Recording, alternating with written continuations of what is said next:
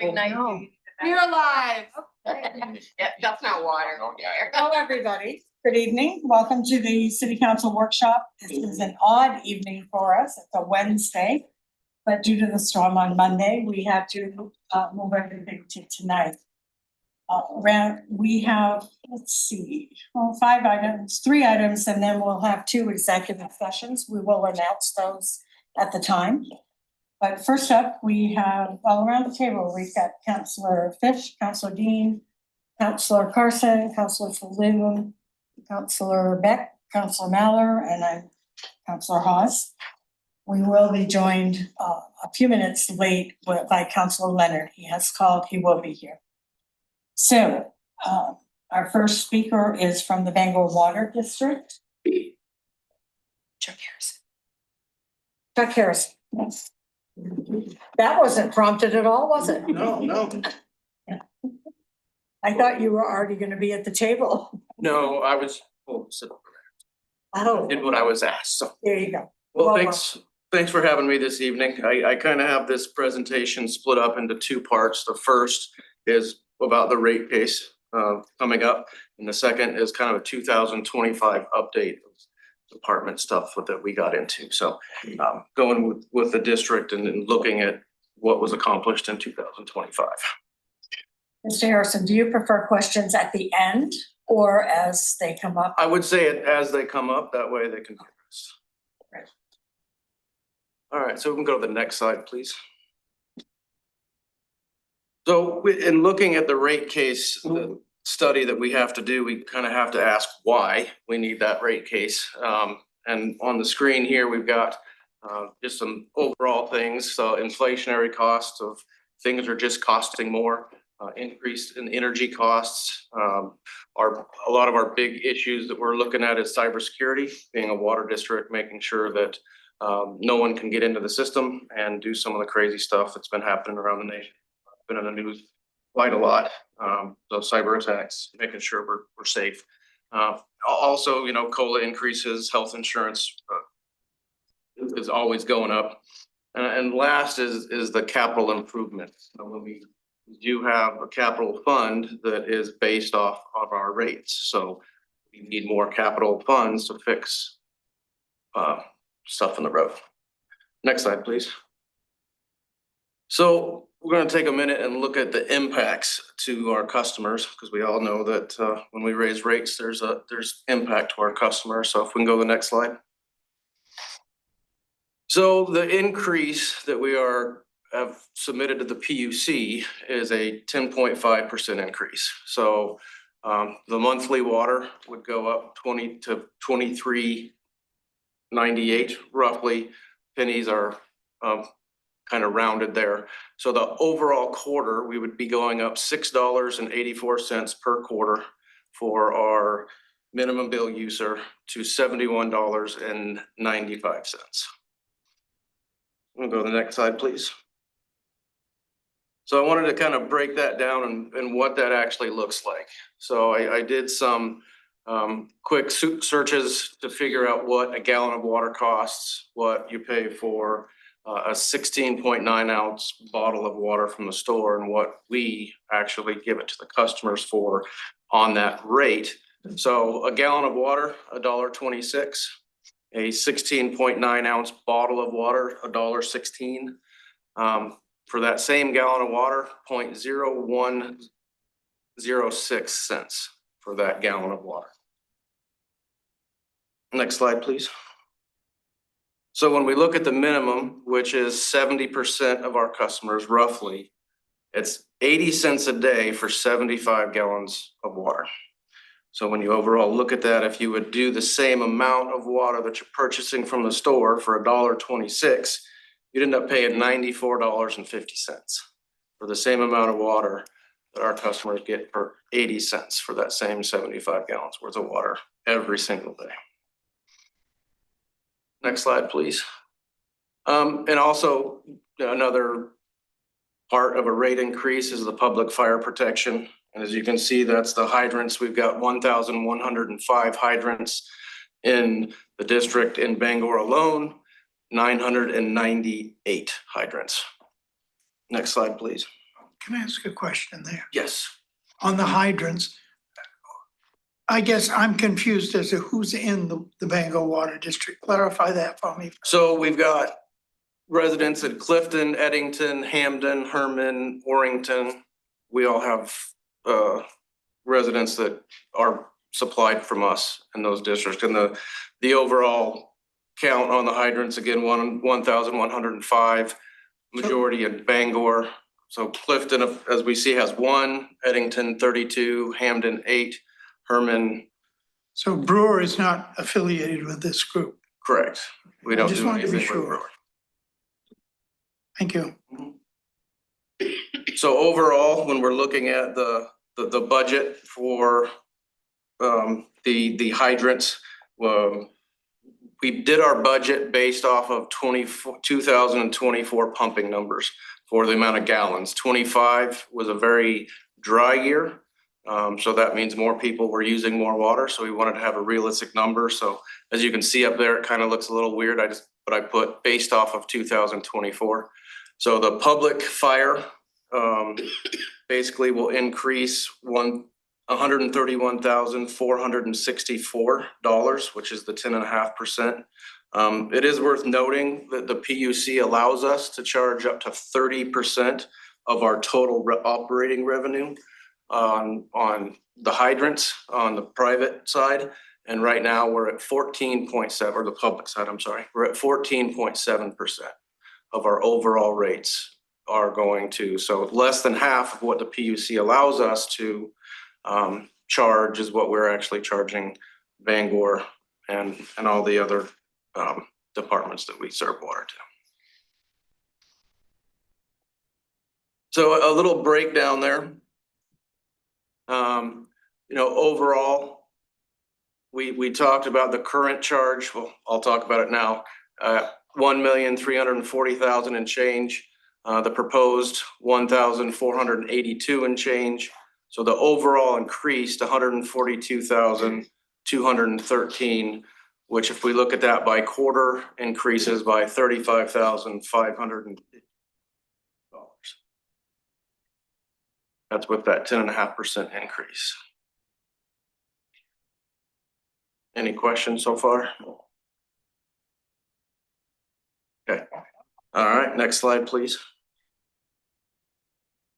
So in summary, in the 2026 budget, our overall revenue requirements of $10,873,000 and change, which we needed an additional $41,235, which it takes the rate to 10.5%.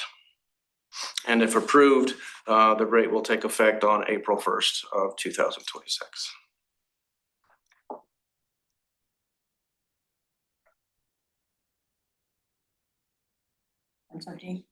Question on the 10.5% increase. Do you have a breakdown of where that's going?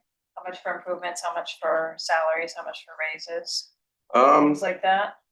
We have a breakdown of exactly what we submitted to the PUC for how the money from is going to come in, but not a breakdown on salaries and all that stuff. So we don't have that.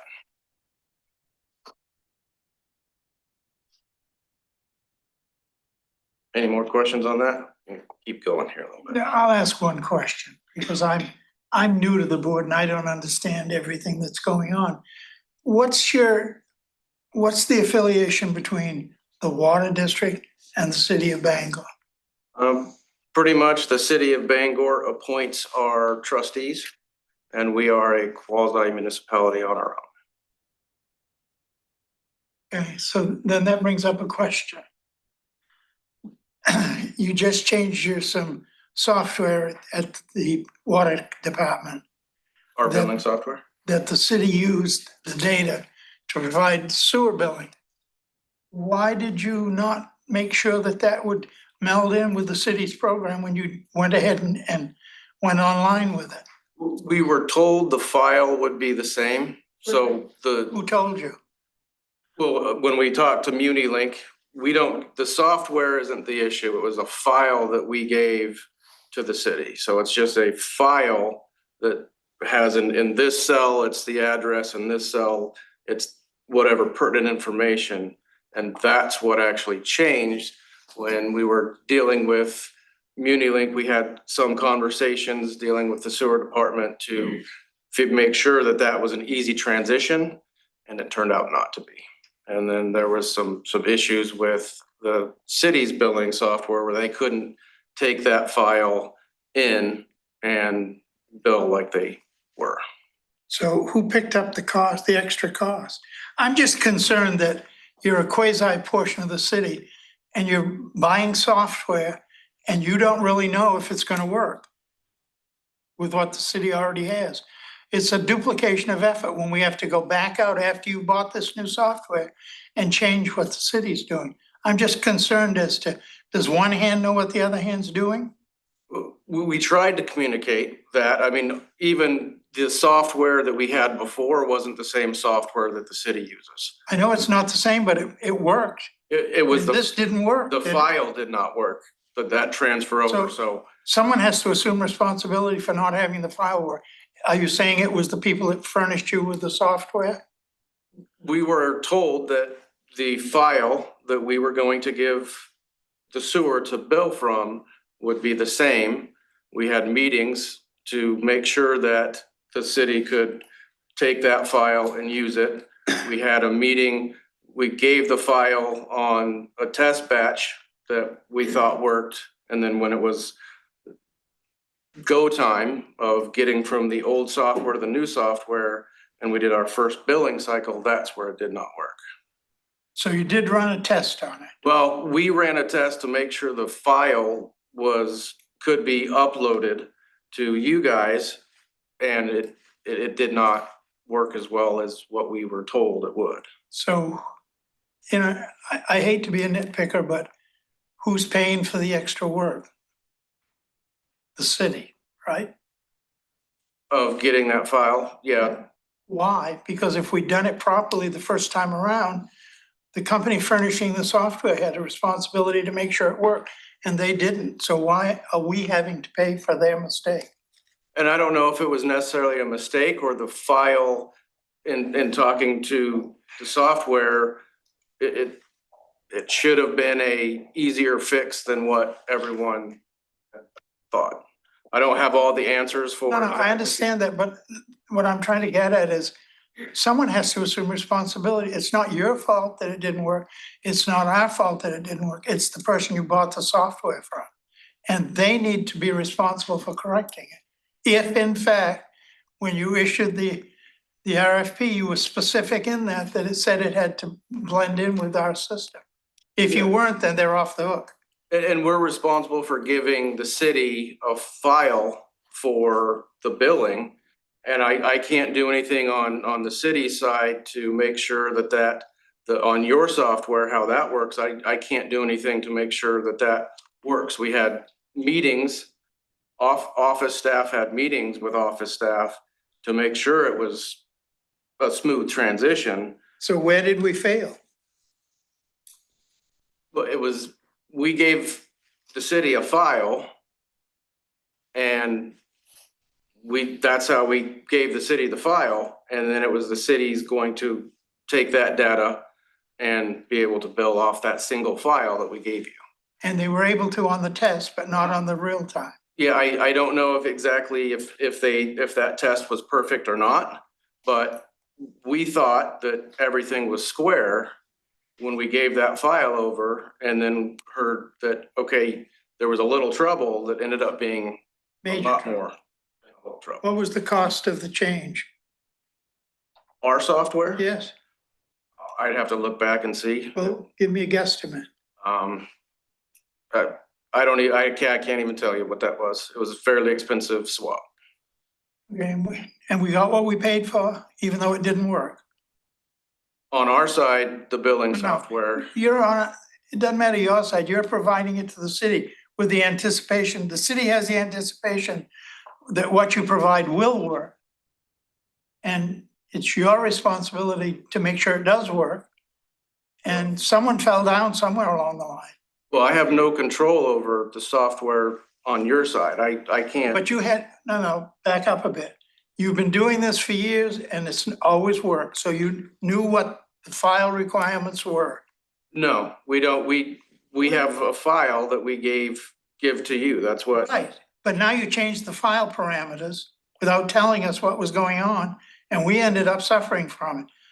It looks like, I hate to go back to it, but one hand doesn't know what the other hand's doing.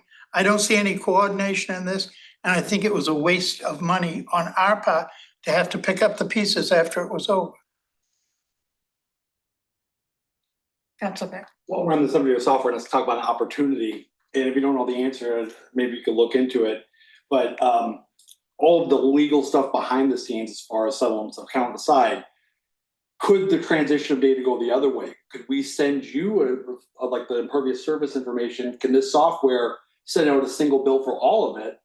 And then if the legal maneuvers were done behind the scenes, in other words, people would get one bill, they would have the water and their sewer on one, and then you collect the money and then you would settle up with the city. Would the software be able to do that? No, because the city bills sewer off of how much water they used. Right, but if we give the data of what our rates are, can this software take that in, or does it work with stormwater or drainage at all? It can work with all the above. There are some places that do if the water is part of the town or city, yes. Sure. And I only ask to see if it was a possibility. Obviously, there would be some changes and things and some more research to be done to see if that could even be feasible, but just it's a possibility, because that's a complaint I get a lot, is getting the two bills. And I know that you have no control over that. You handle the water and we handle the sewer, but I'm just thinking in terms of there's a way to unify, not like that, but it's one less set of hands having to cash checks and all of that stuff. And we're just waiting for a settlement to come through. Yeah, and I've been at a water district that did that, and you have to, at the end of the day, the sewer says, oh, we collected this water payment, and then the water says, oh, we collected this sewer payment, and it gets very muddied. When you have a smaller, it might be a little more feasible, but the size of Bangor, with the different departments and districts would be tough. Appreciate the feedback. Council Fish and then Council Carson. Councilor Carson might have had his hand up first shortly. I just wanted to chime in on that while you brought it up. We also bill differently than at the city, sewer is billed to owners. And the reason for that is because we have to be able to recoup that somehow, but the water is different. Like renters or other people occupying can actually be the person who is billed, so that would be a huge difference. My question was, is there a remedy being worked on now that includes assistance with the software company? Where are we with a solution to the issue? It was my understanding that they're working to get that file. I thought they worked it out to get the file that we give to them to be in their system. This isn't the first time that something like this has happened. I'm a little shocked that we're not there yet. And I can't, if you want me to have a phone conversation with the sewers billing, I can definitely do that. I think I was more concerned with the water billing issue discussed. Oh, with the file? Right, and it's the sewers, how the sewer bills compared to how we bill, it's just different softwares. And if we're just given a file and one line in the file changed, it seems like it should be somewhat a transition on their side. And I don't recall the account software that is used. Council Falloon. Just a comment on the combining of the sewer and the water bill. And full disclosure, I work at the PUC, and my thought, and I'm not speaking officially on behalf of the PUC, I'm just thinking that because the water district is regulated by the commission and the sewer district is not, and sometimes there are billing disputes that could pose a problem too. I would say it'd be inadvisable, but it's a good thought to bring up. Sure. Any other questions? next slide. You know, kind of what I wanted to chat about was the importance of this increase, you know, and it's our infrastructure. You know, our rates is how we fund our bond projects, as well as that capital reserve account to do those projects that are small enough that we don't have to do a bond, which we'll talk about a little bit later. Next slide, please. And we can really save some funds. Like this is a perfect example, is out on Cumberland Street. That's the oldest water main we have, which is 129 years old, installed in 1898. And we're teaming up with the city. We're gonna do all of that street. So I believe storm, sewer, everything. We can pave once, we can have less disruption to all of the customers. And that's how, when we increase the budget, we can increase that capital reserve fund so we can pay for big jobs like that. So that really helps when we're trying to look at improving our infrastructure. We need to have more capital to be able to go and spend the money to replace those mains throughout the entire area, because that's not the only place that we need to replace mains. You know, outside of that, we've got, so the Cumberland, next slide, please. The Cumberland Street we have, and Nelson and Birch, we also have designed, ready to go. Nelson and Birch, we are about 90% done with the engineering documents, and we've applied for SRF funds. We are awarded the funds pending federal budget getting approved. And so we're on the list, but we're first to get bumped should that not happen. And then that's where we need to look for additional funds outside of using the capital that we have built in.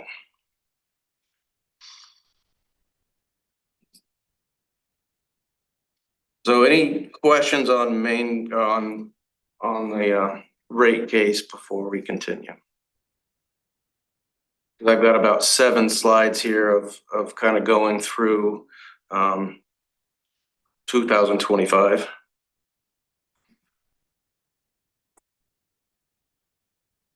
All right, so 2025 was a record for our main breaks. We had 73 main breaks in 2025. You know, we became very efficient with posting to Facebook and being able to notify our customers of outages through our billing software. I know it's a soft spot, hard spot at this point, but you know, our billing software does allow us to do specific targeted notifications. So a customer on exactly from, if we have to notify 500 to 600 State Street, we just type in those addresses and we can give a robocall, a text message, or an email, depending on what the customer wants. We can tell them that, hey, there's a main break, so we can reach out our customers. So that was a big benefit of going to the new software.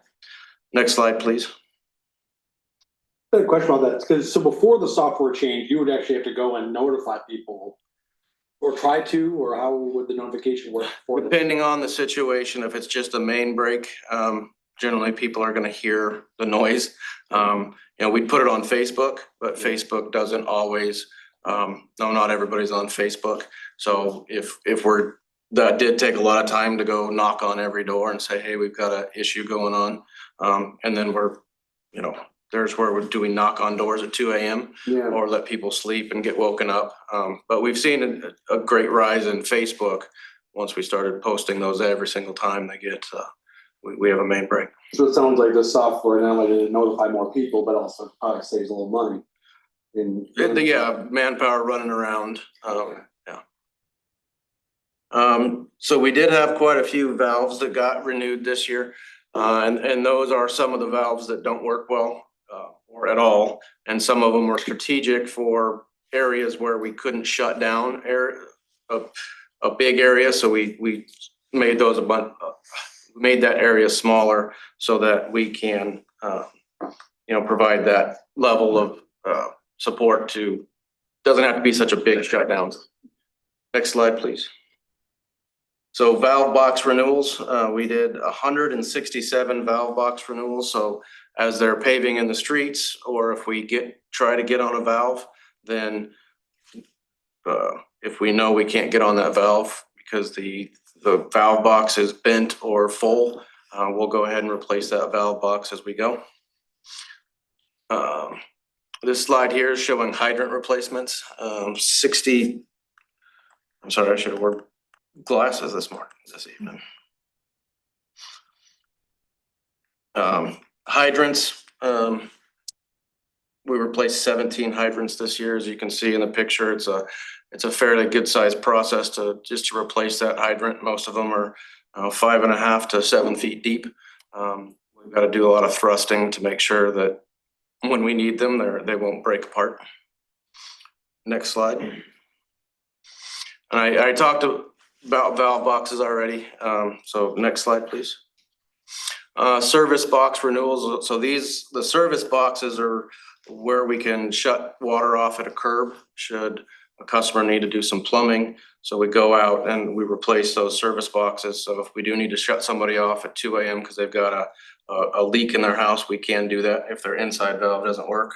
And that number was 325 service boxes. Next slide, please. 2025 also showed the completion of the new standpipe. This is the tallest one of this type of construction ever built right here in our backyard. So those, as you can see, the first picture on my left where the crane is, those are over 100 foot tall and they're 9 foot wide. So they're poured in place, stood up. And once they're stood up, as you can see on the right-hand side, then they wrap this 1/8 inch wire around and they shotcrete an 1/8 inch wire around, and they do that depending on where they're at, 5 to 7 times. Next slide, please.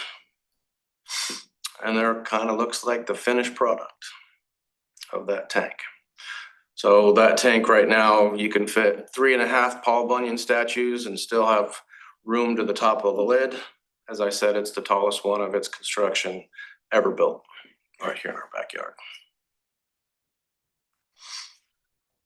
Next slide, please. I did have a question actually on that, on the matter of like security, what we were talking about earlier.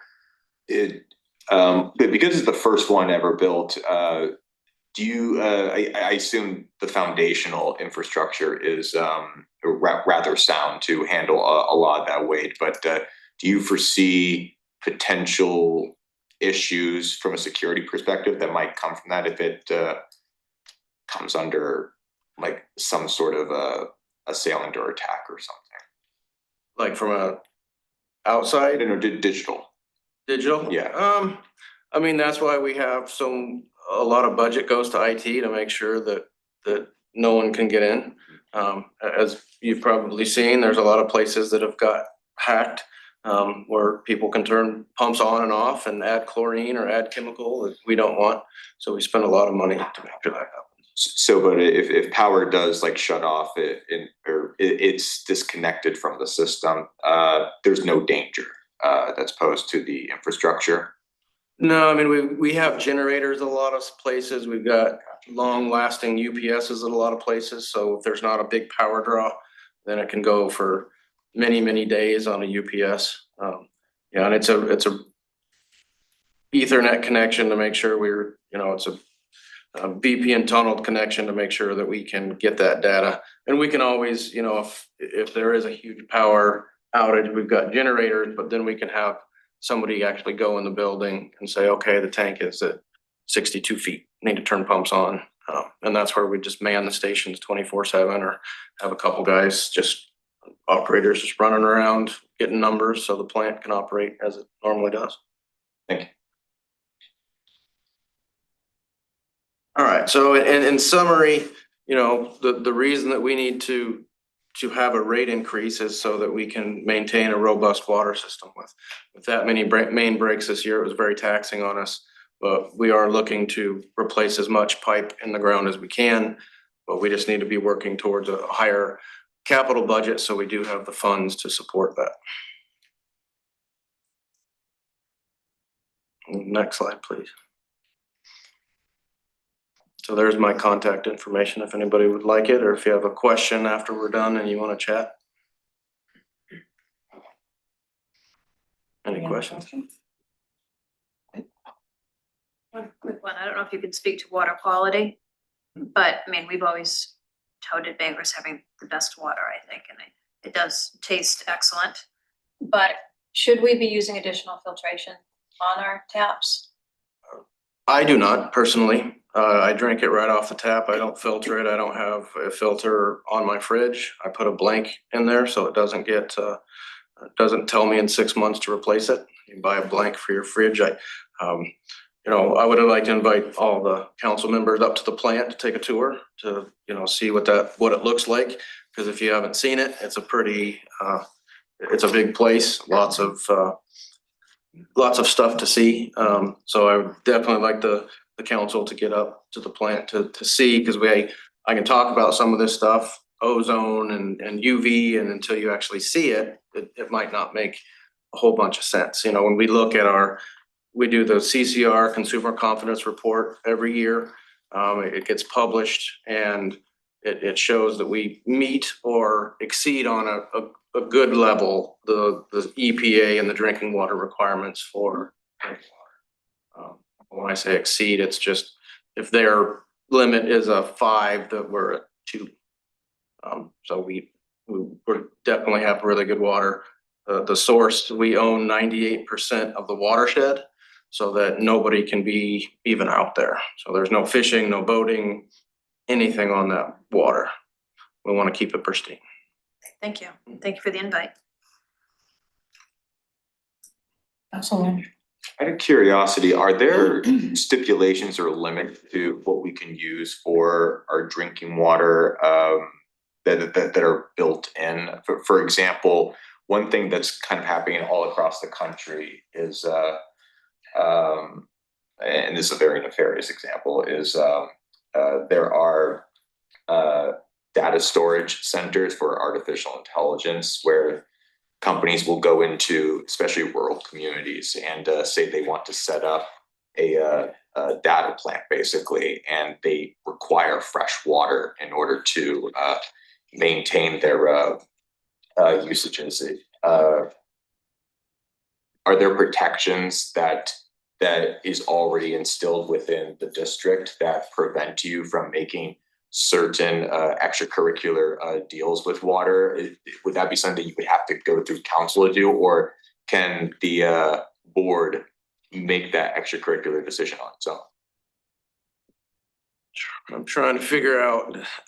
So any individual, organization, corporation that wants to put a building up in Bangor has to go through the process of permitting. So they go through the city to do the permit, they go through us for the water. So it's a pretty lengthy process to even get the water going to the house. We've got to have fixture counts. We've got to know how much you're using. Do we know exactly if a customer would come in and say they want a huge number of water? I mean, I'm assuming you're talking about a fairly large amount of water per Dangerous amount, yeah. So if somebody says, yeah, we want a 12-inch line, well, we're probably ask some questions of, you know, can we even supply a 12-inch line off of wherever this is? What needs to be done, and why are we using so much? So I think there would be multiple steps before we would just say, yeah, we can do it. Because you'd have to go through the city planning process to figure out what's being built there. I think that's safeguarded a little bit. So for what I'm hearing is it would require planning board intervention, and then because of that, it would have to go through council. So really, it would be, at the end of the day, a decision that we would have to make, it seems like. Please correct me if I'm wrong, but it sounds like that's the process. Yeah, they couldn't just come to us and say, we want, you know, we're gonna build this building and we want 1 million gallons of water a day. Because it's gotta go through the council to get approved for whatever that would be. Thank you. Didn't expect that question. So I will work out with Dave and figure out maybe when a tour could happen, and we can set that up. And if we need to do 2, because of different time schedules, we can do. All right, thank you. Thank you very much. Our next item is the Main Access Foundation grant, and I see the city manager circling. Yes, and our friend from Public Health, Jenny Norton, is gonna come as well. She's gonna come up and join her. I'll grab her picture.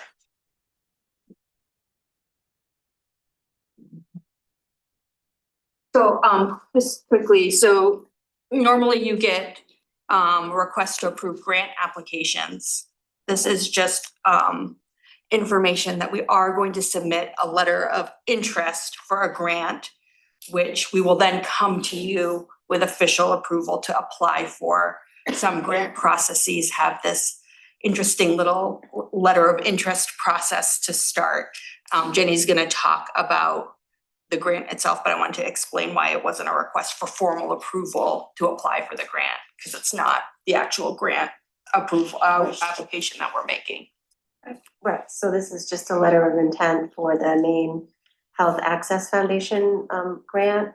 And if we get invited to apply after this letter of intent, then we will come back to the council and go through that process. And this would be $50,000 for 2 years each. And it would be, the focus area would be behavioral health and substance use disorder. And it would be used to establish an advisory group for the one-stop shop model that we've been exploring and setting up for HIV response. And the budget would include stipends for people to participate in the advisory committee, staff time to coordinate the group and implement the one-stop shop and evaluate it and some materials.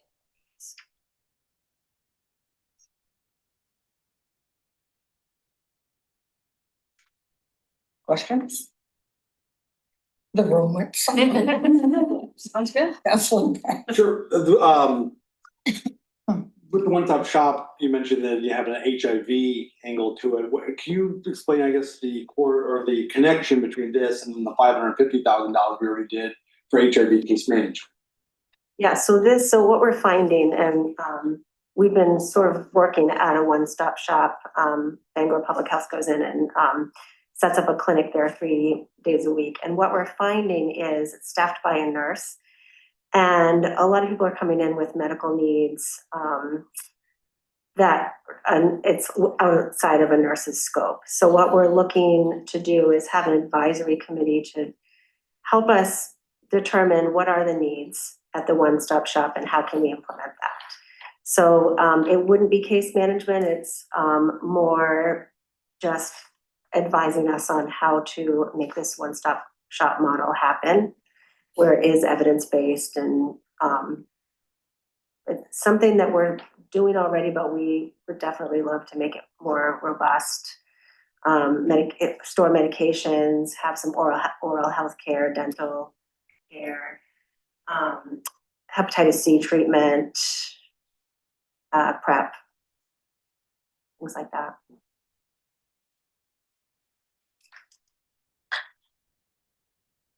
Any others? No? Thank you, Jen. Yeah, you're welcome. Thanks to your update. Yes. So I have 3 items today. I'll begin with sort of the somber topic, which is, as you're already aware, there was a truly terrible plane crash at our airport on Sunday evening. We now know that there were 6 passengers and crew members on that flight, all of whom tragically perished in that accident. I think at this point, there's a lot of unknowns, but the most important thing that we can do is to send our thoughts and support to the family members that were impacted. And then certainly, we should also send our support to the airport, fire department, police department, National Guard, and other first responders that responded to the scene. They're undoubtedly struggling with the weight of what happened on Sunday as well. The airport does remain closed, and there are federal investigators on scene performing their work to uncover what caused the accident. And as you probably heard this afternoon, Airport Director Jose Saavedra reported that there's a debrief meeting scheduled for this evening, where they'll determine whether the airport can reopen tomorrow morning or not. So there'll be probably more to come this evening before we can sort of confirm whether we'll be open tomorrow or if it will remain closed for at least part of the day. There are probably not many questions that I can answer, but I'm certainly happy to try to field them.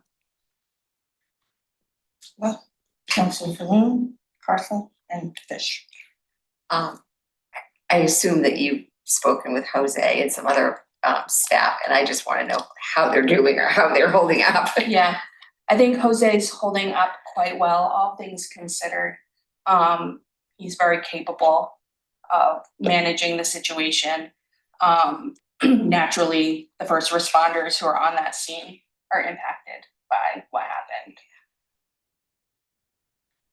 I was just wondering, considering all the first responders, do we have, what services do we have Yeah. available to them in terms of counseling or? Yeah, all of our first responding departments have sort of a robust system of both peer support and outside support available for folks who need that. And we are and will continue to make that available to staff as they need it.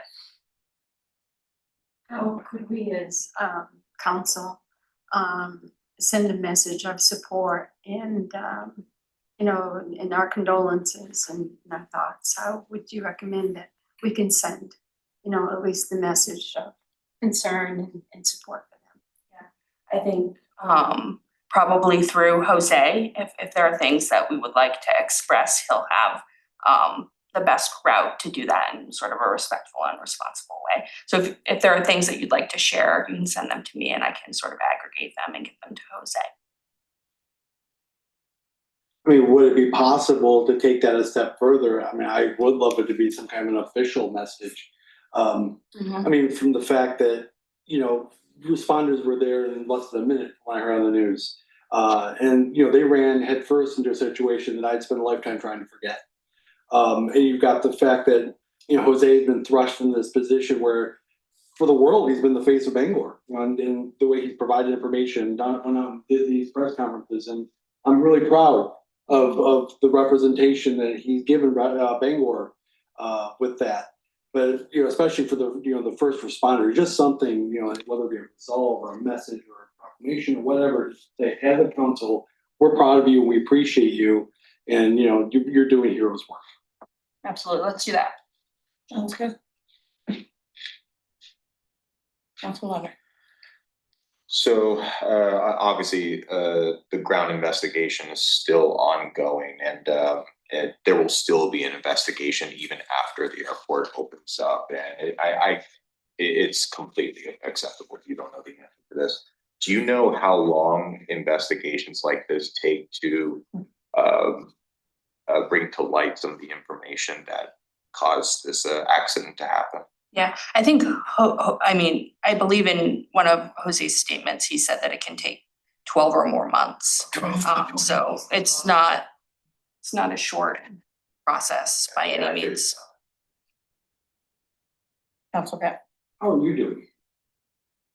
Oh, How are you doing? I- Special for you too. yeah, I think we have really phenomenal team members here and they make it much easier than it otherwise could be by having them. So I'm appreciative.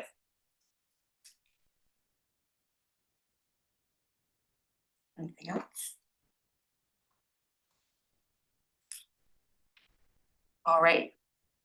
Next on my list is the topic of ongoing meetings with representatives from the unhoused community.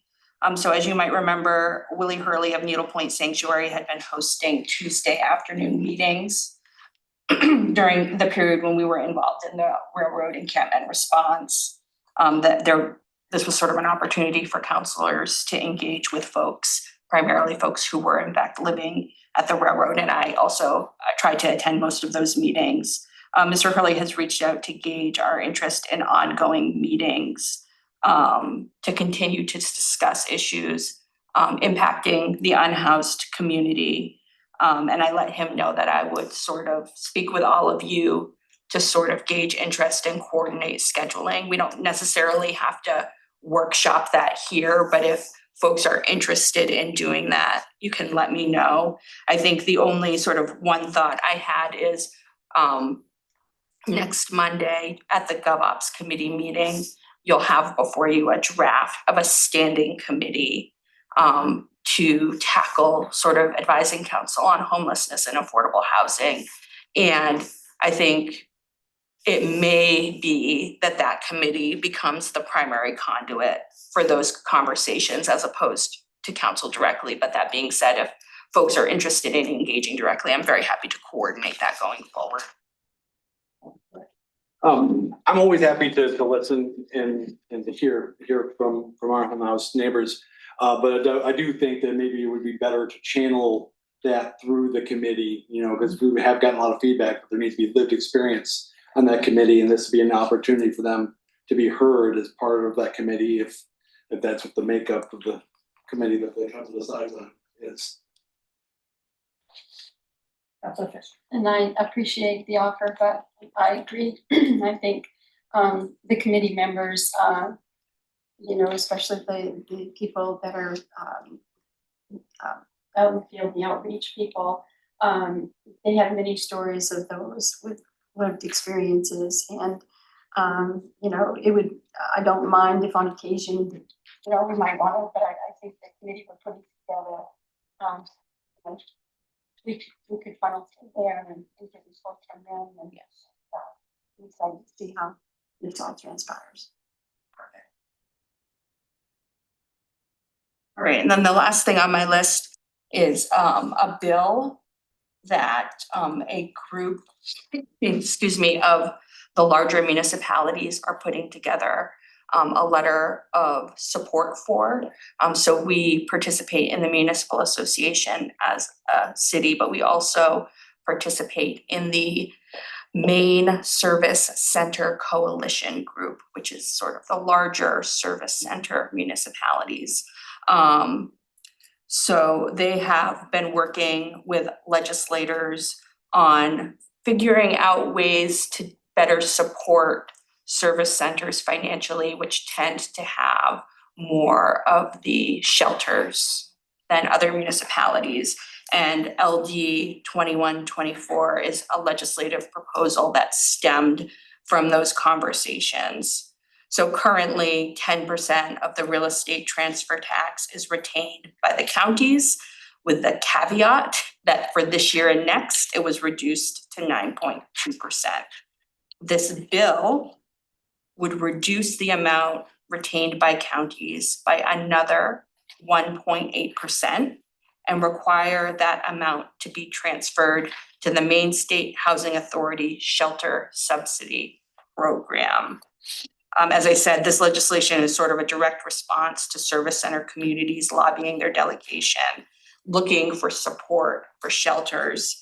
I think one reason why this is an artful solution is because by taking the money from the county revenue stream, the financial burden of shelter funding then gets spread among all the municipalities within the county. And this certainly aligns closely with council's third goal from our priority setting about sort of sharing the burden. At the same time, I think we can all acknowledge that we might cringe a little bit at the idea of taking funding away from the county right now, given some of the very difficult conversations that have been had. So I really kind of grappled with this, and I think sense that the other municipalities, because our county isn't unique, sort of grappled with this as well.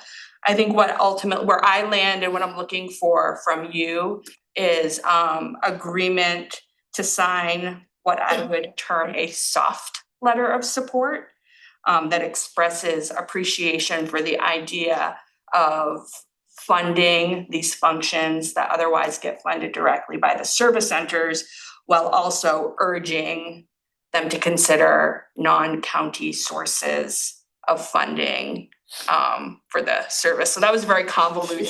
I hope it was clear. having served on that county committee, I just feel like we are just gonna end up paying it either way. It's gonna circle right back to us. I just feel like it's just moving it from one pot to another, so that's just my opinion. My question is if they take it from the county, will it be distributed proportionally? So if they take a certain amount from Penobscot County, will it go to Penobscot County shelters, or are we gonna end up sending money south? That's a wonderful question. Yeah, I mean, I believe that there's an entire framework and application process for the distribution of the money that goes into that fund, right? And so there is, although we would certainly aggressively fight for that money, there's not necessarily a guarantee that if Penobscot County gives over their 1.8%, that it will come directly back to us. But if we don't support it, and we're not at the table, or we're not there for the conversations, we can't really benefit or not benefit from it. What's the time frame they're looking at for this to go into effect? So they're looking for it to go into effect, it would take effect on September 1st, 2026, and the legislation only impacts 26 and 27. So it's, I mean, it's a sort of a temporary,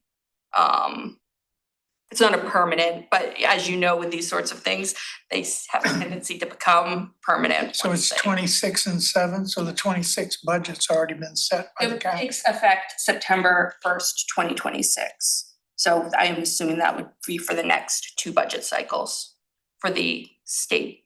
They've already budget. done, haven't, what budget, I'm get confused. The county just set the budget for what year? Gosh, I would need to map it out. So Our friend from the county has answered your question. How So- did you say? Makes sense, because in 26, yeah. So Yeah, so you're gonna take. they've already set the budget on what they're gonna use it for, now we're gonna take it away from them? Yeah, I would have to, That's- I haven't, Doesn't like I make any said, sense. I haven't thought through, because there may be sort of, if it's for September 1st, 2026, it may relate to when the county makes the transfer, whether it captures this year or next, the year already done or the next year. So I would have to work through. I didn't think to map out sort of the county payment dates. But I think it's a good question. I can't imagine they would have. I can. Also, but This may be a silly question, but is this a bill that we could flag to continue in the future to massage, to hopefully at some point get Penobscot County funds directed back to Penobscot County? Or what we might do is, if you're comfortable with it, I could take that edit to the letter back to the towns and gauge their interest, including something that says, in addition to being concerned about this money coming from counties, we would say, if this money is going to come from counties, then there should be some assurance that the paying counties get back what they've put in. That could be something we could add to the letter. And I would imagine that most municipalities would feel the same way, feel the same concern that they'd be giving without receiving. As a side note, isn't that the same amount, the same area where when they did the budget for the county, that department happened to say, we're going to increase our revenues, so that's gonna throw the county budget way out of line. For real estate transfer taxes. Yes. They said we're coming in with an extra $50,000. So I mean, this is just not good. So what is your pleasure? Are you comfortable with us saying, we appreciate the effort, but we would encourage you to consider non-county streams? Or would you prefer to not participate in a letter of support at all for the legislation? I think we should participate because at least it's an opportunity to voice our opinion. Okay. Councilwoman. Well, if we're writing a letter to, are we writing a letter to the legislature? It will, yes, it will be a letter of support I think it can be neither for nor against. It can, this is specifically to sign on to a letter being drafted by the service center municipalities, and they We're not doing our, yeah. they, okay. that is another option, we could not We could do- participate and we could, Can I? I'm follow- sorry. Follow, yeah, so like my suggestion would be that we do our own letter. And so we're neither for nor against. You know, we like some of the concepts, but you know, and maybe we suggest some amendments. Okay, we can do that as well. Question, where does the county stand on this? I don't know that we know where the counties, I haven't Wouldn't it asked. be nice to know? I have to believe They're that against, the counties are not in favor of keeping less of what they, and they've already taken a hit. so are we going to go against the county? That's why we're here talking about it. I would say if we're taking a consensus, I would be more in line with what Councilor Floon said, Okay. that we would do our own letter.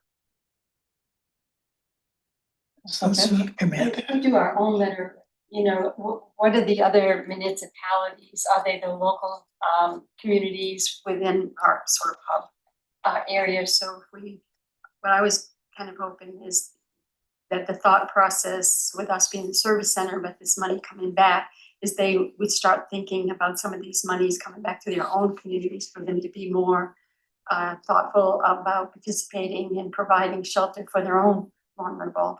So if we go out on our own, I don't know if again, we're standing alone and then they're still might be thoughtful of, well, Bangor's doing their own, so we're just gonna keep sending our people there and let them take care of it. So my thought was if we joined with the other municipalities with the whole idea that we help them learn how to fish, you know? So the other municipalities that are participating in the letter, I don't believe any of them are located in Penobscot County. It is Portland, Saco, Southern Maine. Lewiston, Auburn, Augusta, Waterville, Presque Isle. I was thinking counties, but Yep. within our, so to say. Yep. Okay, then I. Okay. Just fend for ourselves. We will go it alone. Yes. I will draft something up for you all to consider. I don't believe this has been scheduled yet for a hearing, so there isn't a huge time sensitivity to it. We're doing something. Council Ben. Just to put the bug in all ear, there was I don't want to dwell on it because this isn't exactly this, but talk about sharing the costs. At one point, there was legislation that was gonna say that GA was going to be handled at the county level. Which was another way to make sure that we're sharing the cost, because it's the county administering it and everyone's gotta pay into it. So you got me thinking about that, because that's what they were looking at, taking some money from the county, but doing more at the county level to make sure we're kind of forcing, you know, if they won't come to the table and work with us, at least there's other mechanisms to do that. So my hope is that more legislation comes out like that, and if we do our legislative committee at some point, is, you know, to press that upon our legislators, that we want to see more like that. What can we do at the higher levels to kind of force the cost burden to be spread? All right. That's all I have for city manager updates. All right, we have 2 executive sessions that we need to take care of, so, Separately or? well, you can read them both now. We're gonna leave anyway. Madam Chair, pursuant to 1 MRSA, section 4056A, personnel matter, and 1 MRSA, section 4056E, consultation with the chair. Move that we enter executive session. Second, any objection? We are in executive session. Can you hear the roll call vote for Yeah, we are. You the? wanna go? Oh, sure, yes, yes. Council Leonard, Yes. Council Mallow, Yes. Council Fish. Yes. Yes. Yes. Council Flown, and I am a yes. So we will